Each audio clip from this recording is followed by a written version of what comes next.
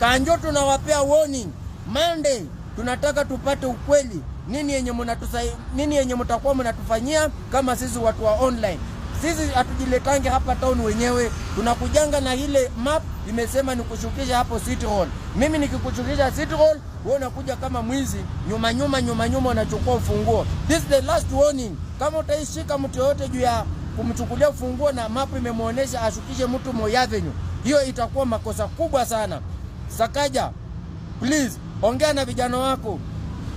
Wakuwe na utu, waache kukua kama watu armed robbers. Waache kukua kama waizi. Sisi hatutataka kitu kama hiyo. Asante sana. Chairman Wilex Kenya mzima. Yes. Na nimesema, unajua pia imekuwa ati tunaenda maandamano na mtu wa online ako hapa na amewasha hapa na endelea kufanya kazi. Monday kama bei itaongezwa, utukupate kwa kazi. Utatuambia kwani unafanya kazi gani? Hatutakuwa tunaenda kupigania maandamano, wewe uko kazi. Monday kawe ni mwanaume, jaribu kuingia hiyo kazi.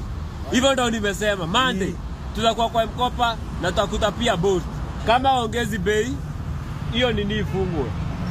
Bolt iishe. Bolt kwanza si ya Mkenya, Bolt ya Mkenya. Bolt inafaa iishe na iishe kabisa. Wapi tunyanyasa? Meeting point itakuwa hapo Yaya. Yaya center.